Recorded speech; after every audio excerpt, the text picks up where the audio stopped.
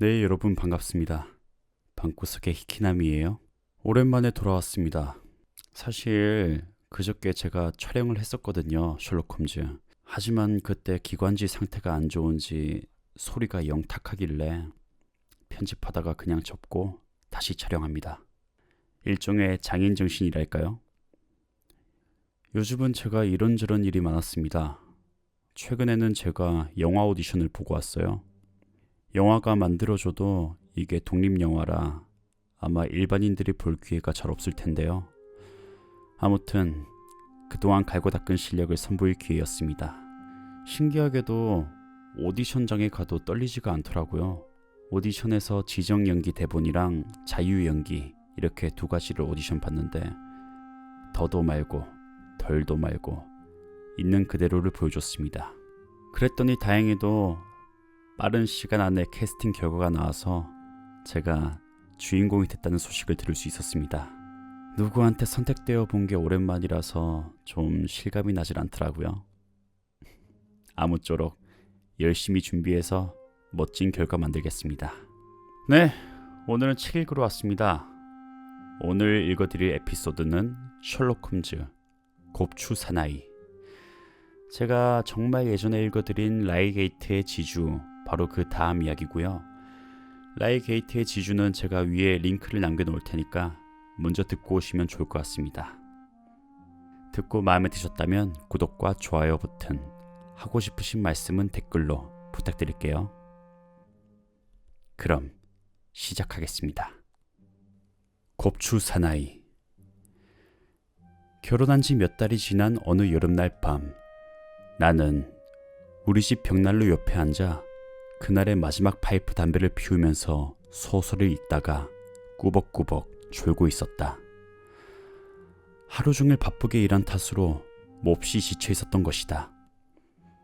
아내는 벌써 잠자리에 들었고 조금 전에 현관 문단속을 하는 소리가 들렸기 때문에 하인들도 제각기 자기네들 방으로 물러난 것 같았다.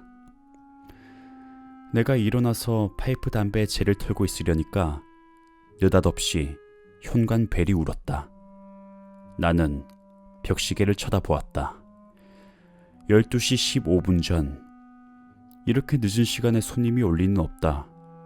환자임에 틀림없다. 어쩌면 오늘 밤은 한숨도 잘 수 없을지 모른다. 나는 얼굴을 찌푸리고 현관으로 나가 문을 열었다. 그러자 놀랍게도 문 밖에 서 있는 사람은 셜록 홈즈였다. 왓슨, 아직 잠자리에 들지 않았으면 좋겠는데. 이게 누구야? 자, 어서 들어와.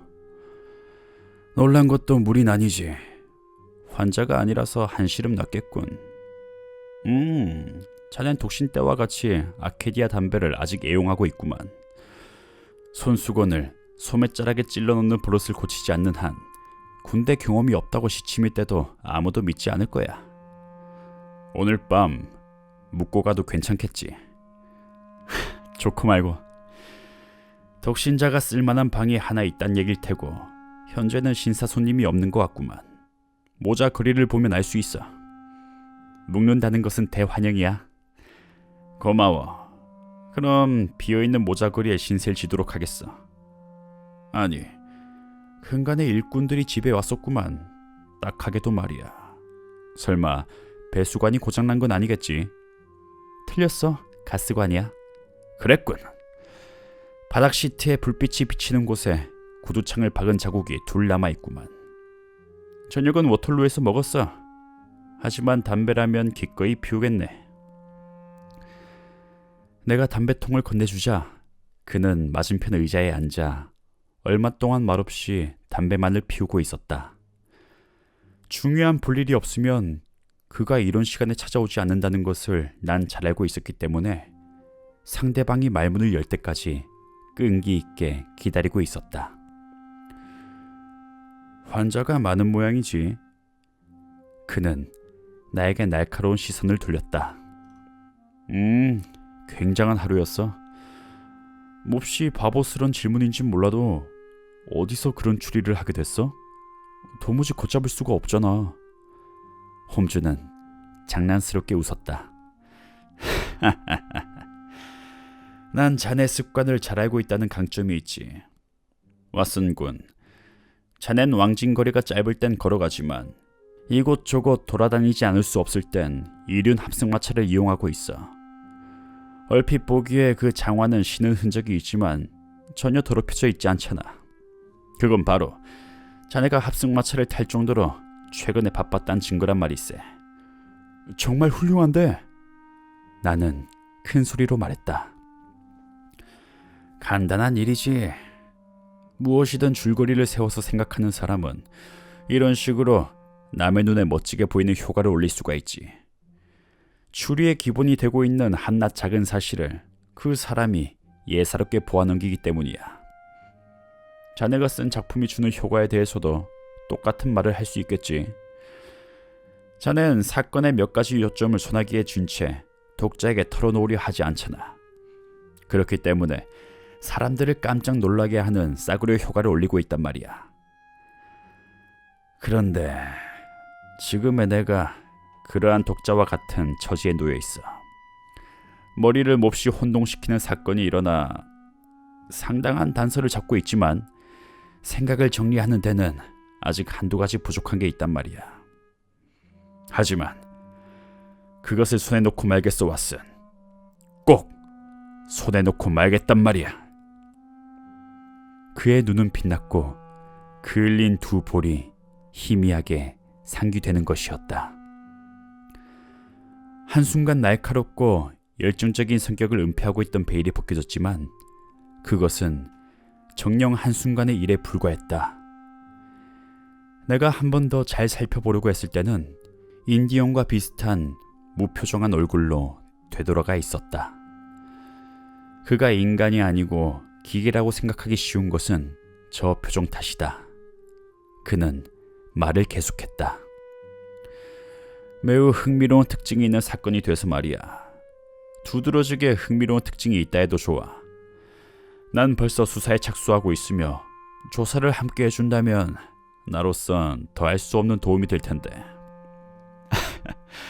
제발 나도 끼워줘. 내일 올더쇼트까지 갈 수 있겠나? 환자는 잭슨이 맡아줄 테니 걱정 없어. 그거 잘 됐군.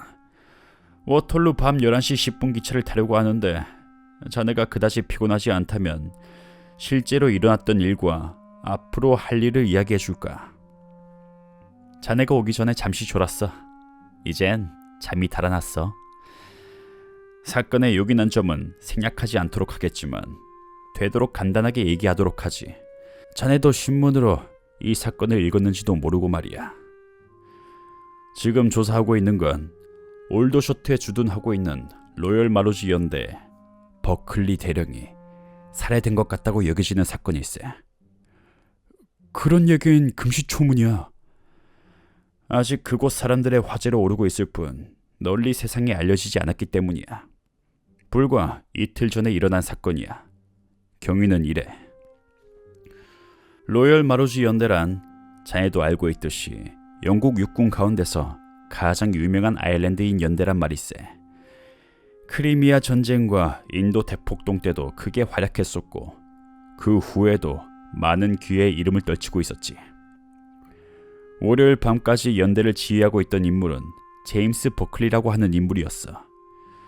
그는 많은 경험을 쌓은 용감한 군인이었지.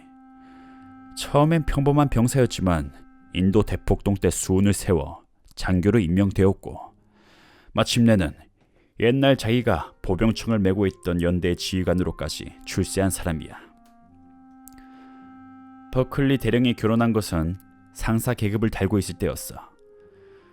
부인은 결혼 전에 이름이 낸시 디보이라고 했고 같은 연대에서 군기를 맡고 있던 상사의 딸이었어.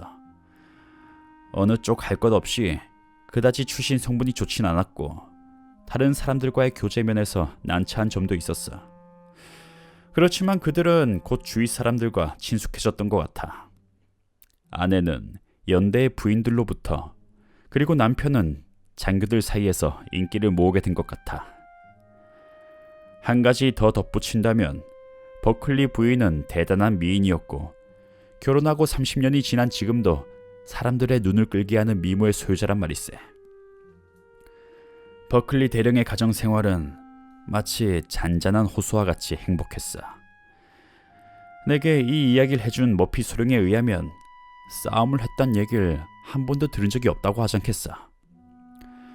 전체적으로 판단해서 버클리의 애정이 부인의 애정보다 깊었다고 머피 소령은 생각하고 있었어.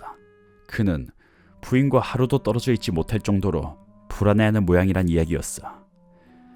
그녀 쪽은 동정심도 많았고 충실하기도 했지만 두드러지게 애정을 나타낸 적은 없었다고 하더군. 어쨌든 두 사람은 연대에서 이상적인 중년 부부라고 여겨져 왔던 것 같아. 이번에 일어난 비극을 예상케 하는 그런 것은 두 사람 사이엔 전혀 없었다는 이야기야. 버클리 대령의 성격은 다소 평범하지 않은 면이 있었던 것 같아.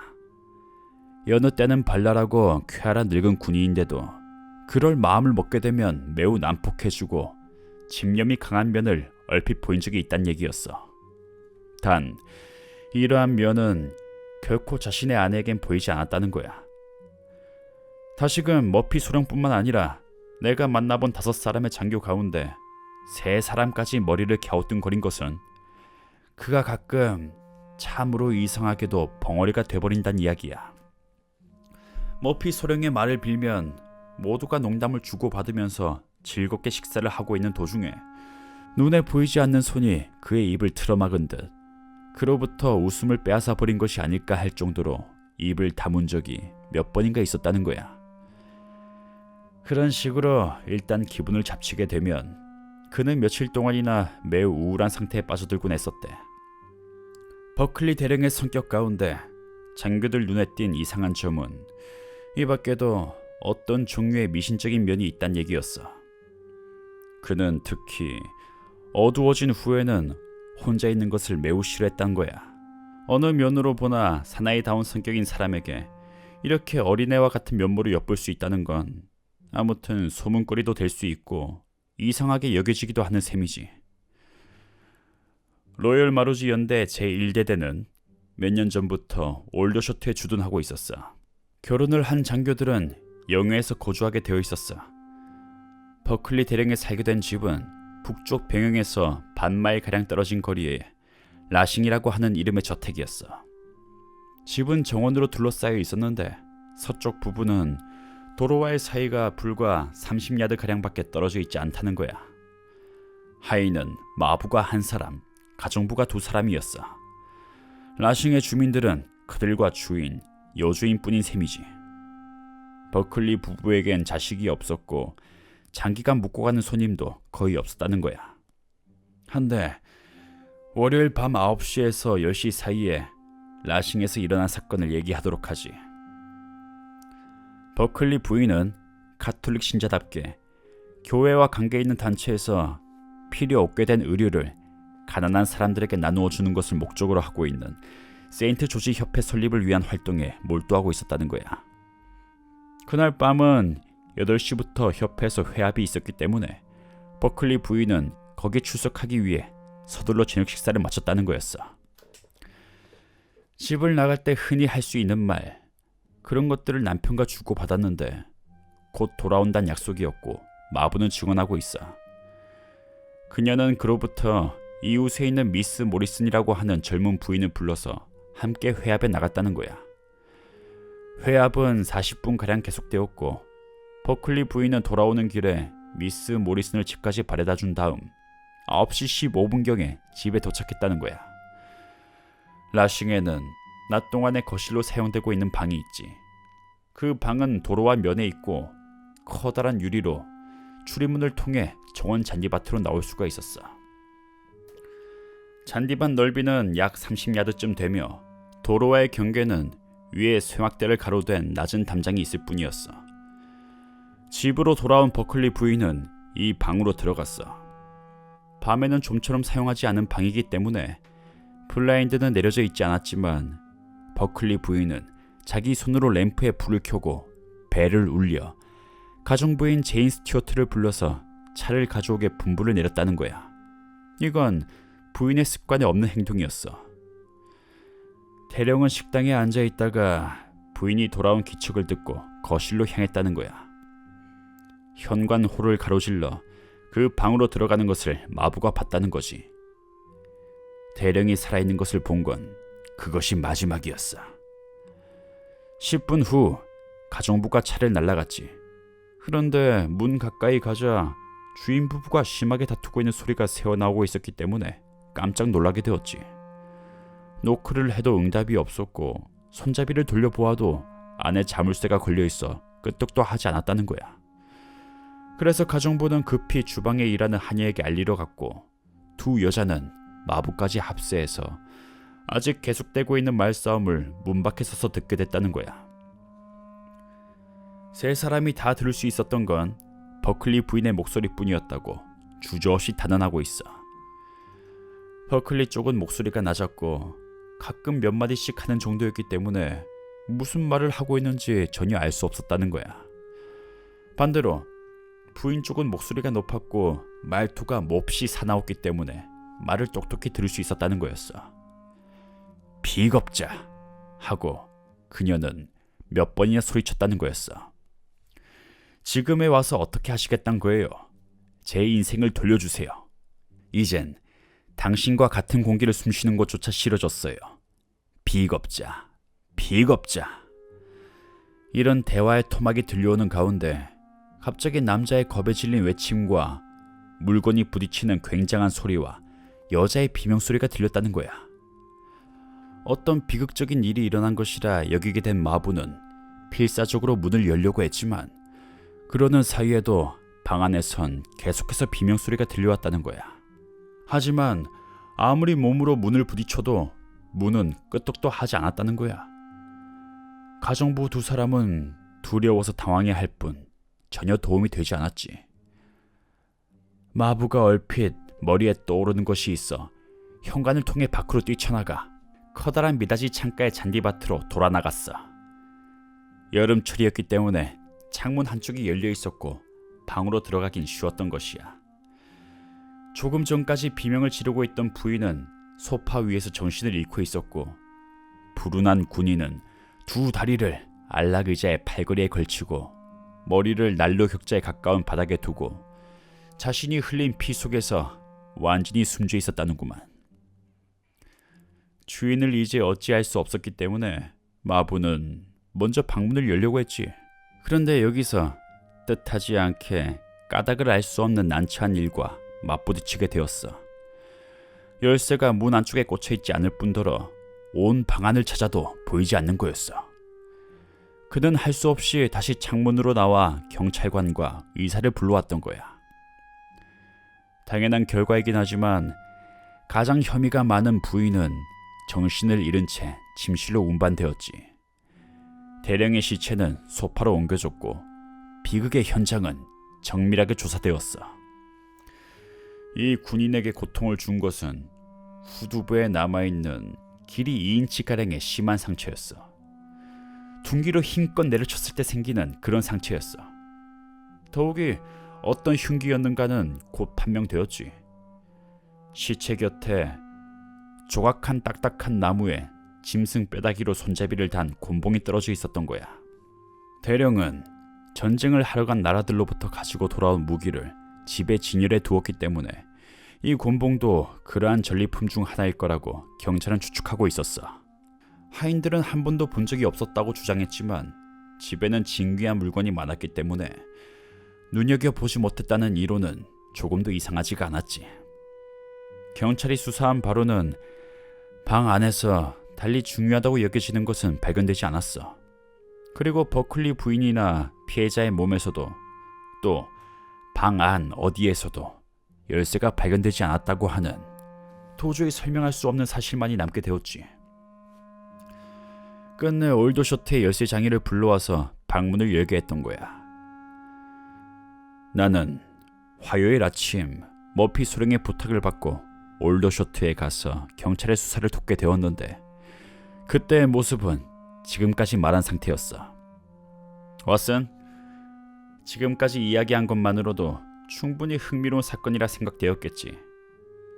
하지만 내가 그곳에 관찰한 바에 의하면 이건 흔히 있을 수 있는 일이 아니고 처음에 받은 인상 그대로의 것이 아니란 걸 곧 알게 되었지. 나는 방안을 살펴보기 전에 하인들과 만나 충분히 질문을 해봤지만 그들로부터 얻은 것은 대부분 이미 알고 있는 사실뿐이었어. 가정부인 제인 스튜어트가 흥미를 갖게 하는 사소한 것을 생각해줬어. 그녀가 다투는 소리를 듣고 다른 하인들을 데리고 왔다는 것을 기억하고 있겠지.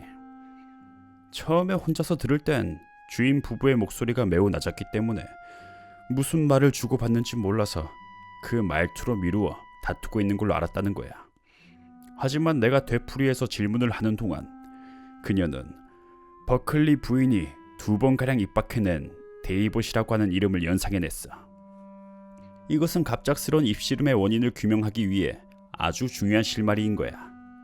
어쨌든 대령의 이름은 제임스니까. 이 사건으로 하인들과 경찰 양쪽이 마음에 깊이 새기게 된 사실이 하나 있었지. 그것은 대령의 일그러진 표정이었어. 그들의 말에 의하면 사람의 얼굴이 이렇게까지 될 수 있을까 하는 이루 말로써 표현할 수 없을 정도로 공포의 표정을 띠고 있었다는 거야. 얼핏 보는 것만으로도 정신을 잃게 된 사람이 한두 사람이 아닐 정도로 그 표정은 무서웠다는 거야. 대령은 분명히 자신의 운명이 어떻게 될 것인가 깨닫고 심한 공포를 느끼게 된 것일 거야. 물론 경찰이 이 같은 사실로 사건에 대해 내린 판단을 뒤엎게 된 건 아니지. 자신을 죽이려고 덤벼드는 아내의 모습을 봤기 때문이란 설명을 내리게 된 거지. 상처가 후두부에 생긴 것도 공격을 피해 도망치려 했다고 생각하면 그 앞뒤가 들어맞게 되는 셈이지. 부인 자신은 급성 뇌염을 일으켜 정신 상태가 이상해져 있기 때문에 아무것도 캐물을 수가 없는 형편이야. 경찰의 말에 의하면 버클리 부인과 그날 밤 함께 회합에 나갔던 미스 모리슨 부인이 집에 돌아가 마음이 상하게 된 원인에 대해선 전혀 마음에 집히는 게 없다는 거지. 이러한 사실을 종합하면서 나는 연달아 파이프 담배를 피우며 사건 해결의 실마리가 되는 사항과 그렇지 않은 사항을 구별하고 있었네. 그 중에서 가장 두드러지는 건 문 열쇠가 없어졌다고 하는 불가사의한 사실일 거야. 아무리 정밀하게 방안을 뒤져봐도 끝내 열쇠는 나타나지 않았던 거지. 그러므로 열쇠는 방 안에 없고 누가 밖으로 갖고 나간 거야. 하지만 대령도 그의 아내도 그런 짓을 할 순 없었지. 그렇다면 해답은 말하지 않아도 자명한 일 아니겠어. 다시 말해서 제3의 인물이 방에 들어왔던 거지. 그것도 창을 통해 들어왔다고 밖에 생각할 수가 없는 거지. 방 안과 잔디밭을 주의 깊게 살펴보면 이 수수께끼의 인물이 남긴 흔적을 찾아낼 수 있지 않을까 하고 나는 생각했었지. 내가 어떤 방법으로 조사했는지 그건 자네도 잘 알고 있겠지, 왓슨. 그런 방법을 모두 시도해봤던 거야. 역시 흔적을 찾아볼 수 있었는데 예상했던 거와는 전혀 다른 것을 입수하게 되었어.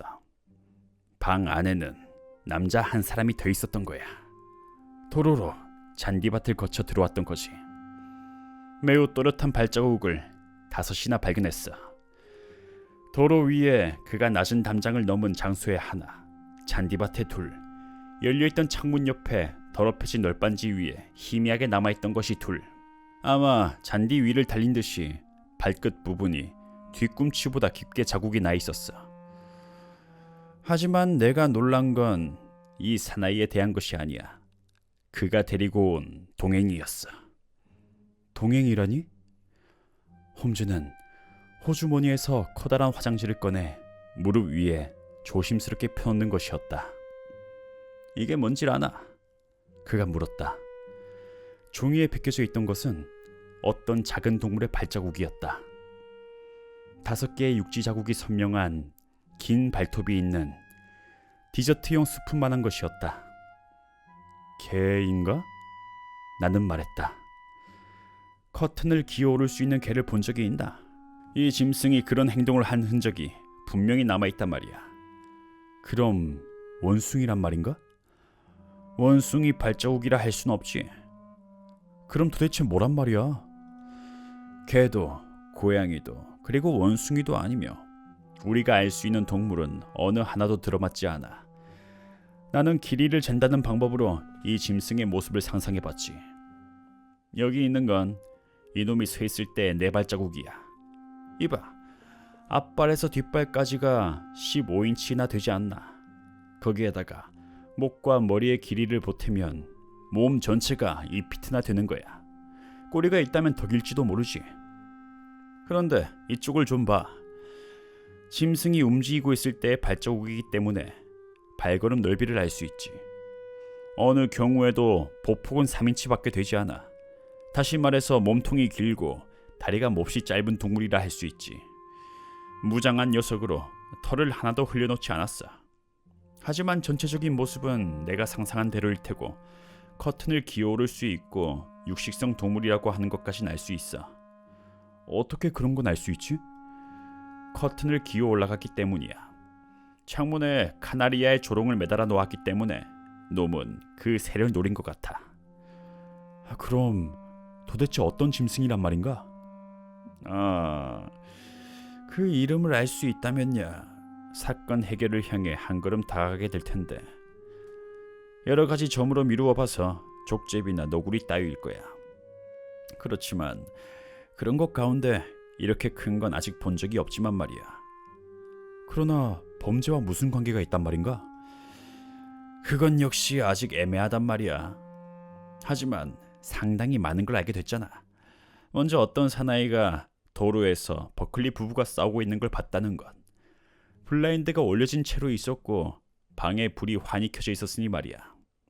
다음에 이 사나이가 정체불명의 짐승을 데리고 잔디밭을 통해 방 안으로 들어와 대령을 때렸든가, 그렇지 않다면 그를 보고 놀란 대령이 뒤로 넘어져 난로 격자 모서리에 머리를 부딪히게 됐다고 하는 것. 끝으로 방으로 들어온 사나이가 어떤 까닭인지 모르지만 문 열쇠를 가지고 갔다는 사실. 그런 발견 때문에 더더욱 까닭을 알 수 없게 된 듯한데. 바로 맞추었어. 이 사건은 틀림없이 처음에 생각한 것보다 훨씬 그 근원이 깊은 것 같아. 난 얼마 동안 머리를 쥐어짠 후에 다른 방면에서 착수해야 한다는 결론을 내렸어. 어이쿠 왓슨, 너무 오랫동안 시간을 끌게 됐군. 나머진 내일 올더셔트로 가는 도중에 얘기하도록 하지. 그렇게 생각해주는 건 고마운 일이지만 여기서 얘기를 중단하는 건 너무 심하잖아.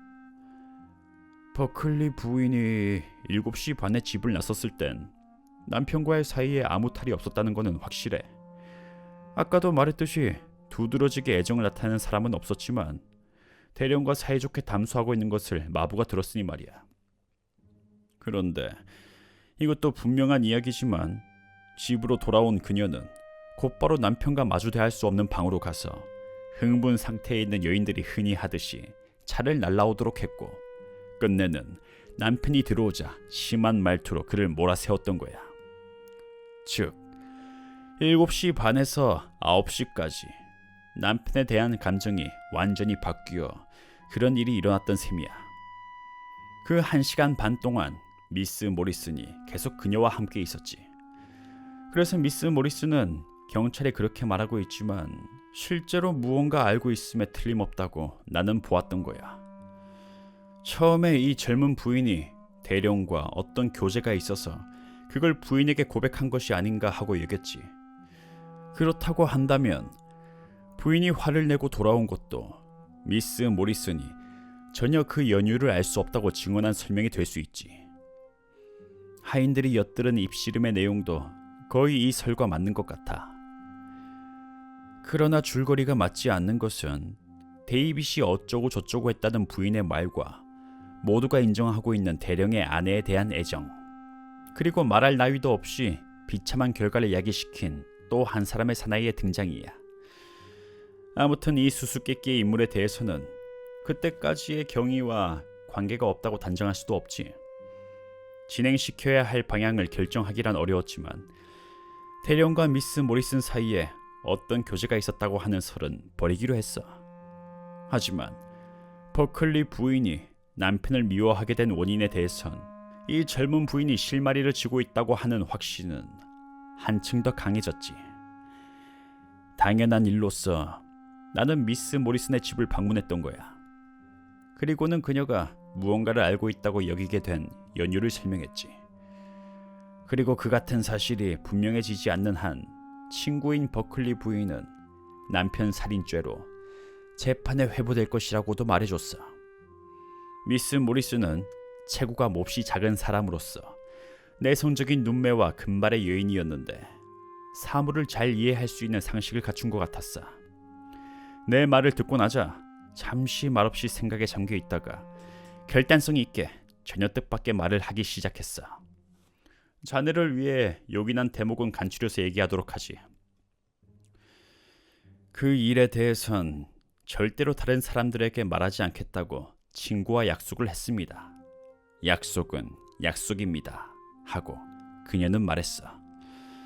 하지만 그렇게까지 혐의를 받고 있는데도 몸이 불편해서 변명을 할 수 없다니.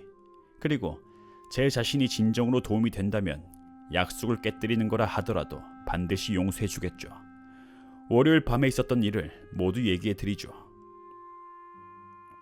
우리가 와트가 교회를 나온 것은 9시 15분 전이었습니다. 돌아오는 도중에 우린 하드슨가를 지나지 않으면 안 됩니다. 그 거리는 매우 한적한 곳입니다. 가로등은 왼쪽에만 있을 뿐 그쪽을 향해 걸어가노라니 어떤 남자분이 다가왔습니다. 그 사람은 등이 휘어져 있는 꼽추 같은 사람으로서 상자처럼 생긴 걸 한쪽 어깨에 메고 있었습니다. 계속 고개를 숙인 채 무릎을 굽히고 있었기 때문에 몸이 부자유스러운 사람이었겠죠. 그는 우리가 스쳐 지나갈 때 얼굴을 쳐들어 가로등으로 훤히 드러난 우리 쪽을 보는 것이었습니다. 그 순간 그는 굉장한 소리를 질러댔던 겁니다. 오, 낸시잖아 라고 말입니다. 버클리 부인은 순간적으로 창백해졌고 그 무서운 모습을 한 사람이 부축하지 않았더라면 땅에 쓰러졌을 거라 생각됩니다. 저는 경찰관을 부르려고 했지만 그녀가 그 사람을 향해 친절하게 말을 하는 것을 듣고 깜짝 놀랐던 겁니다. 당신은 30년 전에 세상을 떠난 줄 알았어요, 헨리 라고 말하는 것이었습니다. 그 목소리는 떨리고 있었습니다. 그래, 죽었었지 라고 그는 소름이 끼칠 것 같은 목소리로 말하는 것이었습니다. 몹시 검게 그을린 무서운 표정을 하고 있어서 그 번쩍이던 눈이 그 후에 꿈속에까지 나타났을 정도입니다. 머리칼과 볼수염에는 흰털이 섞여 있었고 온통 얼굴이 주름투성이로서 마치 시든 사과와 같았습니다. 미안하지만 좀 앞서 가주시지 않겠어요? 하고 버클리 부인은 저에게 말했습니다. 이분과 얘기를 좀 나누고 싶어요. 조금 더 두려워할 뿐이 아니란 말이에요. 그녀는 용기를 내려고 애쓰는 듯 했지만 여전히 얼굴에는 핏기가 없었고 입술마저 떨리고 있어서 말이 제대로 나오는 것 같지 않았습니다. 제가 시킨 대로 하자 두 사람은 잠시 동안 얘기를 주고받는 것이었습니다. 이윽고 그녀는 저에게 달라붙었지만 눈빛이 예사롭지가 않았습니다. 그 불구자는 어떻게 됐는가 하고 돌아보았더니 가로등 옆에서 선체로 미친 듯이 두 주먹을 내젓고 있었습니다. 우리 집 문 앞에 올 때까지 그녀는 한마디도 하지 않았습니다만 헤어질 때 제 손을 잡고 이 일은 아무에게도 말하지 말아달라고 부탁했던 겁니다. 그분은 예전에 알던 사람으로서 지금은 매우 불행한 신세가 된 거예요 라고 말했습니다. 절대로 남한테 말하지 않겠다고 약속을 하자 그녀는 저에게 키스를 했습니다. 그 후론 한 번도 만나지 못했습니다. 이것으로 사실을 모두 얘기한 셈입니다. 경찰에 말하지 않았던 것은 친구에게 그런 혐의가 있다곤 생각지 못했기 때문입니다. 지금에 와선 모든 것을 분명하게 얘기하는 것이 그녀를 위한 걸로 납득이 갑니다. 미스 모리슨의 이야기는 대충 이런 것이었어, 왓슨. 상상할 수 있겠지만 나에겐 어두운 밤에 광명이 비치는 것만 같은 그런 얘기였어. 지금까지 낱낱이 흩어져 있던 사항들이 그 순간에 정리가 되었고 사건 전체의 연관성이 희미하게 남아 떠오르게 되었지. 다음에 내가 할 일은 물론 버클리 부인에게 그렇게도 강한 감동을 주게 된 사내를 발견하는 일이었어. 그가 아직 올더쇼트에 있다면 그렇게 어렵지 않을 것만 같았어. 이 도시에는 군인 이외의 사람은 그다지 많지 않았고 불구의 몸이기 때문에 사람들 눈에 띄었을 것임이 분명하기 때문이야. 나는 하루 종일 찾아다니다가 밤에 이르러 바로 오늘 밤의 일이야 왓슨. 그 사내를 찾게 됐지. 이름은 헨리 우드라고 하며 두 여인네들과 만난 하드슨가에서 하숙을 하고 있었어. 이곳에 온 지 아직 닷새밖에 되지 않았던 거야. 나는 선거권을 갖는 사람의 명부를 만드는 개원으로 가장하고 하숙집 아주머니로부터 매우 흥미로운 얘기를 들을 수 있었어. 그의 직업은 요술쟁이로서 밤이 되면 이곳저곳 병사들에게 술을 팔고 있는 주부로 돌아다니며 재주를 보이고 있었어. 어떤 동물을 상자에 넣어 갖고 다녔는데 하숙집 아주머니가 본 바로는 여지껏 한 번도 본 적이 없는 짐승이라고 하면서 몹시 무서워하고 있었어. 아마 요술을 할 때 쓰는 소도구인 것 같아. 아주머니는 그 밖에도 그렇게 몸이 비틀려 있는데도 목숨을 부지하고 있는 게 이상할 정도라든가 가끔 외국말을 입 밖으로 낸다든가 지난 이틀 밤은 자기 방에서 신음소리를 내면서 울고 있었다는 얘기를 해주었어. 돈의 지불은 깨끗이 하고 있었으며 계약금으로 받은 프로린 은화가 아마도 가짜인 것 같다는 말까지 했어. 그 은화를 보았더니 왓슨, 인도의 루피 은화였어. 자, 이제 이만큼 얘기를 했으니 수사에 대한 진정과 내가 자네를 필요로 하고 있다는 이유를 알 수 있겠지.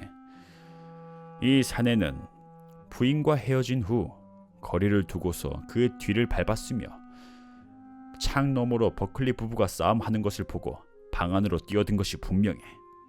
그때 짐승이 상자에서 도망치게 됐던 거야. 이 대목까진 우선 틀림없는 거라 생각돼. 하지만 그 방에서 일어났던 일을 정확히 증언할 수 있는 인물은 이 세상에 그 한 사람밖에 없는 거지. 그걸 그에게 물어볼 작정이야? 그래. 단 증인들이 있는 앞에서 내가 증인이 되는 거지? 자네만 좋다면 말이야. 그가 깨끗이 대답해주면 그것으로 좋게. 얘기하는 걸 거절한다면 그를 체포할 수밖에 달리 도리가 없는 거지. 그런데 우리가 찾아갈 때까지 그곳에 눌러 앉아 있을까? 그 점에 대해 조심하지 않을 수 있겠어. 베이커 거리에 특별수사대 사내 아이 하나를 붙여두었지. 그 사내가 어딜 가든 찰싹 붙어 다닐 거야. 내일 하드슨 거리로 가면 만날 수 있을 거야, 왓슨. 이봐, 그건 그렇고 이제 더 이상 자네를 잠자지 못하게 하면 내 자신이 범죄자가 되고 말 것 같아. 우리는 이튿날 정오경에 비극의 현장에 도착했다. 그리고 나서 홈즈의 안내로 곧 하드슨 거리로 향했다. 홈즈에게는 겉으로 감정을 드러내지 않는 능력이 있었지만 그도 필사적으로 흥분을 억제하고 있다는 것을 저절로 알 수 있었다.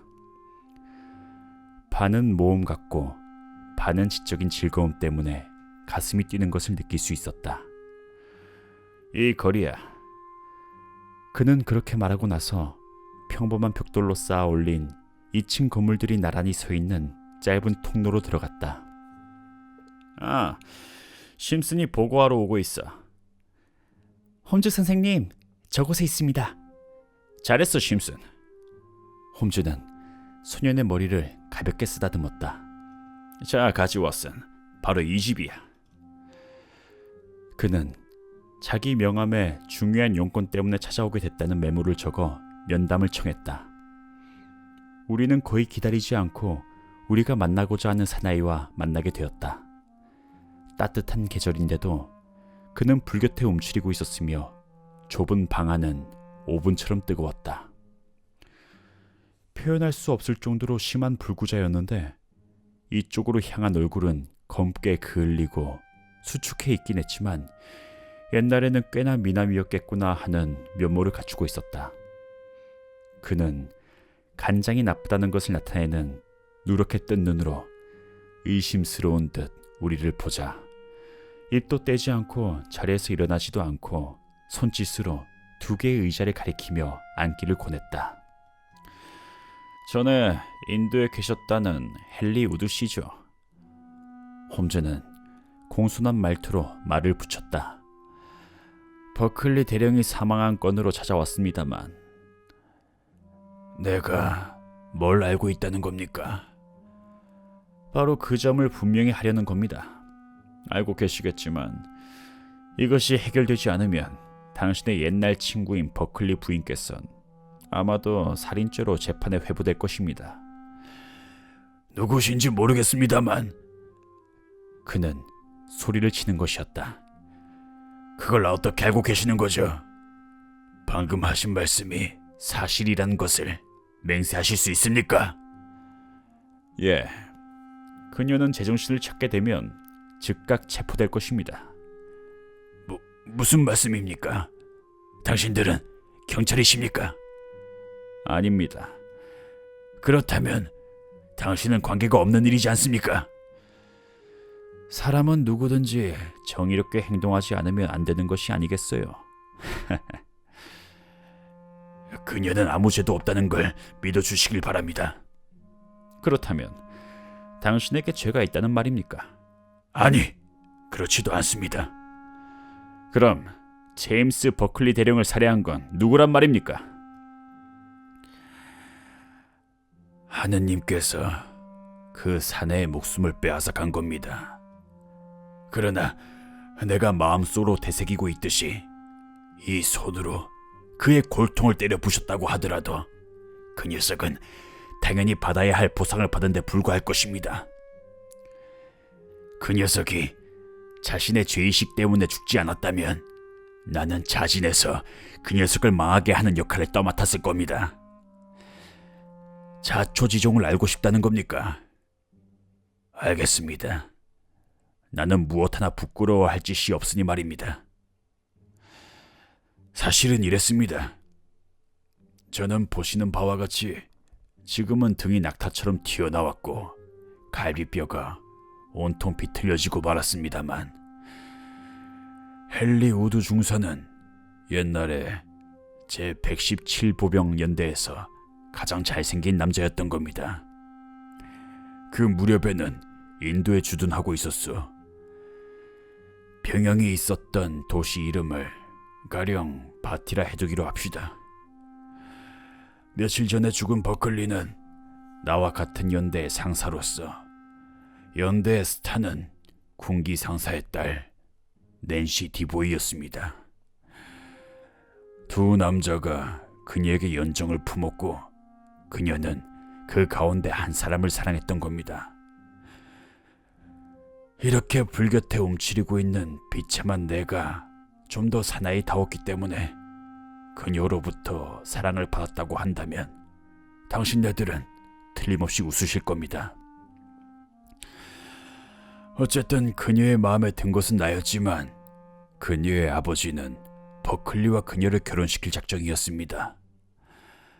나는 내일 따위를 생각하지 않는 난폭한 젊은이였지만 그는 교육도 받았고 뛰어난 군인이란 평판을 받고 있었으니 말입니다. 그래도 낸시의 마음이 변하지 않았기 때문에 언젠가는 반드시 그녀가 내 사람이 될 것이라 확신하고 있었습니다. 그런 시점에서 벵갈 병사들의 반란이 일어나 인도 전국이 지옥과 같은 상태로 변하게 됐던 겁니다. 우리 연대는 포병대와 시크 교도인으로 이루어진 중대, 거기에다 아녀자를 포함한 군인이 아닌 많은 영국인들과 함께 바티에 갇히게 되었습니다. 반란을 일으킨 자들이 10,000명이 넘게 도시를 포위하고 굶주린 일익대 모양으로 지저대고 있었던 겁니다. 2주일이 지나자 마실 물마저 떨어졌고 오지로 진격을 계속하고 있던 닐 장군의 부대와 연락을 취할 수 있을까 하는 것이 문제가 되었습니다. 아녀자들을 데리고 적진을 돌파하는 것은 무리였기 때문에 달리 방법이 없었던 겁니다. 그래서 난 닐 장군에게 이런 위험한 상태에 있다는 것을 알리러 가는 역할을 떠맡겠다고 자원했던 겁니다. 이것이 인정받게 되어 그 주변의 자리에 가장 박다는 버클리 상사와 의논을 하여 반란군 사이를 무사히 빠져나갈 수 있는 길을 알게 됐던 겁니다. 난 그날 밤 10시에 출발했습니다. 1000명의 목숨이 걸려있는 일이었지만 성벽을 타고 내린 내 머릿속엔 단 한 사람의 일밖에 없었던 겁니다. 가뭄으로 물이곤 한 방울도 없이 메마른 강으로 나아가면 적의 보초에 들키지 않고 갈 수가 있었는데, 뜻밖의 성 모퉁이를 돌아선 순간 6명의 적이 어둠 속에서 나를 기다리고 있었던 겁니다. 나는 깜짝 놀라는 순간에 얻어맞고 정신을 잃었으며 손발이 결박되고 말았습니다. 하지만 정녕 타격을 받게 된 것은 머리가 아니라 마음이었던 겁니다. 왜냐하면 의식을 되찾고 나서 그들이 하는 말을 몇 마디 들은 것만으로도 다름 아닌 나의 전우가 어느 길로 접어들면 될 것인가를 가르쳐준 그 사내가 원주민의 하인을 시켜 나를 적의 수중에 팔아넘겼다는 것을 알게 되었기 때문입니다. 그 대목을 자세히 얘기할 필요는 없을 줄로 압니다. 제임스 버클리가 무슨 짓이라도 할 수 있는 사내란 걸 이제 아시게 되었을 거라 믿습니다. 바티의 고울은 다음날 릴 장군에 의해 구출되었습니다만 나는 후퇴하는 반란군의 볼모가 되어 끌려가게 되었던 겁니다. 그로부터 몇 년 동안 백인의 얼굴은 볼 수가 없었습니다. 나는 고문을 당했고 도망치다가 잡혀서 다시 고문을 당했던 겁니다. 그리하여 보시는 바와 같은 꼴이 된 겁니다. 반란군의 일부가 네팔로 도주했을 때 함께 끌려갔고 그 후 다지린을 지나게 되었습니다. 반란군들이 그곳 주민들로부터 공격받게 되어 이번엔 그들의 노예가 되었는데 이윽고 남쪽으로 도망쳐 갈 수 없었기 때문에 할 수 없이 북으로 향해 아프가니스탄으로 들어가게 되었습니다. 이 나라에서 몇 년 방황한 끝에 겨우 판잡으로 돌아가 그 후론 거의 원주민과 섞여 생활하였습니다. 배운 요술로 생계를 꾸려나갔던 겁니다.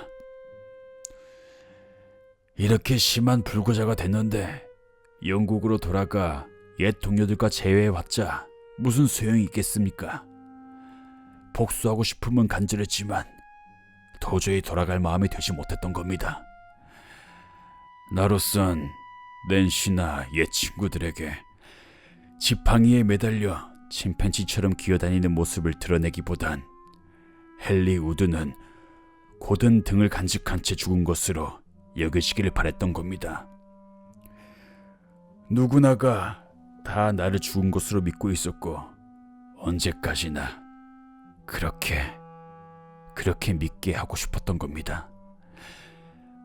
버컬리가 낸시와 결혼을 했다는 것도 연대에서 계속 출세를 했다는 것도 풍문으로 듣게 되었지만 그렇다고 해서 진상을 밝히겠다는 생각은 하지 않았습니다. 하지만 사람이란 나이를 먹게 되면 고향이 그리워지는 법입니다. 나는 오랜 세월 동안 영국의 밝은 초록색 들판과 울타리를 꿈꿔왔습니다. 그리하여 마침내 죽기 전에 고국으로 돌아가야겠다고 결심을 했습니다. 나는 여행 비용을 저축해서 군인들이 많은 이 도시로 옮겨왔습니다.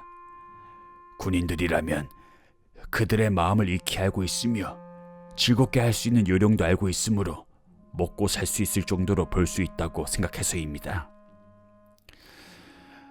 매우 흥미로운 얘기였습니다.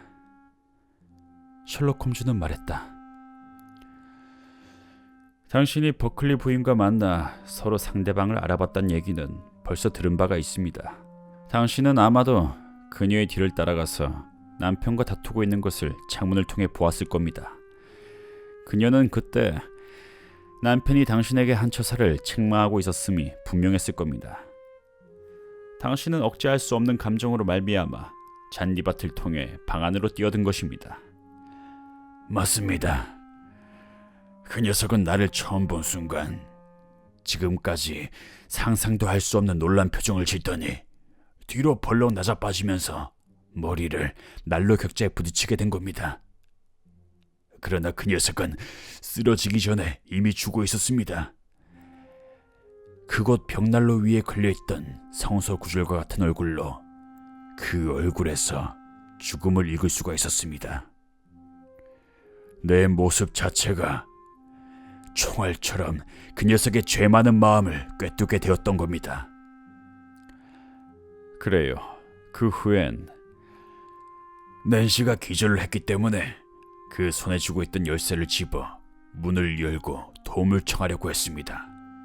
그때 얼핏 생각을 하게 되었습니다. 그대로 돌아가는 편이 낫지 않을까? 불리한 입장이 아니라 할 수도 없고 어차피 잡히게 되면 내 자신의 비밀이 사람들에게 알려지고 만다는 말입니다. 나는 급히 서둘러 열쇠를 호주머니 속에 넣고 커튼을 기어오르고 있던 테디를 쫓다가 지팡이를 떨어뜨리고 말았습니다. 빠져나간 상자 속에 테디를 몰아넣고 되도록 빨리 그곳을 빠져나갔던 겁니다. 테디라고 한다면? 홈즈가 물었다. 사나이는 몸을 내밀어 방 한쪽 구석에 놓아둔 짐승우리 같은 것을 앞으로 끌어당겼다. 그러자 불그스레한 갈색의 아름다운 생물이 밖으로 나왔다. 화사하고 너구리와 같은 다리와 가느다란 코와 다른 동물과는 비교도 되지 않을 정도로 고운 붉은 눈을 하고 있었다. 망구스 아냐? 나는 소리쳤다. 그렇게 부르기도 하고 이 큰 유몽이라고도 합니다. 나는 뱀잡이 족제비라 부르고 있습니다. 테디는 말할 수 없을 정도로 재빨리 코브라를 잡습니다. 여기 독이빨을 뽑아버린 코브라 한 마리가 있습니다만 테디는 매일 밤 이놈에게 덤벼들어 주보 손님들을 즐겁게 하고 있습니다. 그 밖에 더 물어보실 일이 있습니까? 그렇군요. 버클리 부인이 난처한 입장에 몰리게 되면 한 번 더 찾아뵙지 않으면 안 될 걸로 알고 있습니다만 그럴 경우엔 나 스스로 출두하겠습니다. 하지만 그렇게 되지 않는다면 분명히 악독한 짓을 한 사내였지만 이제 새삼스럽게 죽은 자의 추문을 폭로한다고 무슨 소용이 있겠습니까? 그는 죽을 때까지 30년 동안 자신이 저지른 나쁜 짓 때문에 심한 양심의 가책을 받아왔습니다. 그걸 알게 된 것만으로도 당신은 다소 만족하게 될 겁니다. 아니, 저편을 걷고 있는 건 머피 소령이 아니야. 그럼 안녕히 계십시오, 오두씨. 어제부터 뭔가 달라진 게 없나 하고 물어보고 싶어서 말입니다. 우리는 소령이 길모퉁이를 돌아가기 전에 쫓아갈 수 있었다. 요, 홈즈씨. 벌써 들었을 것으로 여기십니다만 이번 소동은 결국 아무것도 아닌 일이었어요. 그게 무슨 의미입니까? 방금 검시 신문이 끝난 참이었습니다. 시체를 해부한 결과 그는 분명히 뇌졸중으로 죽었다는 겁니다. 아무것도 아닌 단순한 사건이었던 겁니다. 어허, 그래요. 온전히 외형적으로만 떠들썩했던 사건이었군요.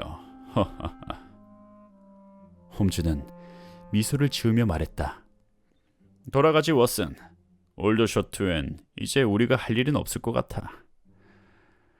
나는 역으로 가는 도중에 홈즈에게 말했다. 한 가지 이해할 수 없는 게 있는데 남편 이름이 제임스고 또한 사람은 헨리라고 한다면 어째서 또 데이빗이란 이름이 생겨났을까? 그 한 가지 사실만으로 말이야, 왓슨군. 사건의 전체를 꿰뚫어 보지 않으면 안 됐던 거야. 내가 정녕 자네가 그리고 있는 그런 훌륭한 추리가였다면 말이야. 그건 비난의 말임이 분명해. 비난의 말이라니? 그래. 그 구약 성서에 나오는 데이빗은 가끔 사람이 걸어야 하는 정도에서 어긋난 행동을 했잖아. 어떤 때는 제임스 버클리 상사와 똑같은 행동을 했지. 우리야와 바세마 이야기를 기억하고 있겠지. 성서 내용을 구석구석까지 생각해낼 순 없지만 그 얘기는 분명히 사무엘 전서인가 후서에 실려 있을 거라 생각되는데.